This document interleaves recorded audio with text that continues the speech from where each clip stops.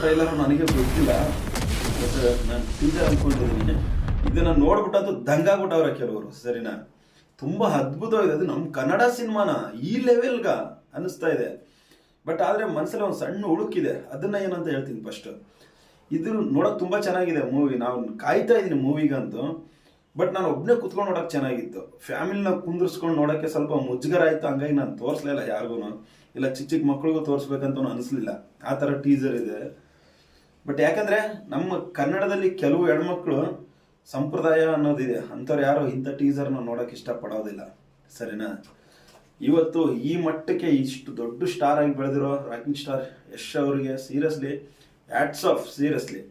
But ಆದರೆ ಹೆಣ್ಮಕ್ಳು ನೋಡ್ತಾರೆ ನಿಮ್ಮ ಮೂವಿ, ನಿಮ್ಮನ್ನು ಇಷ್ಟಪಡೋರು ತುಂಬ ಜನ, ಕೋಟ್ಯಾಂತರ ಜನ ಅಭಿಮಾನಿಗಳಿದ್ದಾರೆ.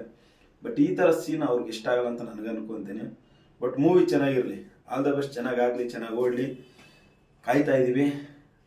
ರಿಲೀಸ್ ಆದ ತಕ್ಷಣವೇ ಫಸ್ಟ್ ಶೋನೇ ಶುಕ್ರವಾರನೇ ಓಡೋಗ್ತೀವಿ. ಬಟ್ ಹೆಣ್ಮಕ್ಳು ನೋಡೋ ಥರನೂ ಸೀನ್, ಒಳ್ಳೆ ಒಳ್ಳೆ ಸೀನ್ ಇರಲಿ.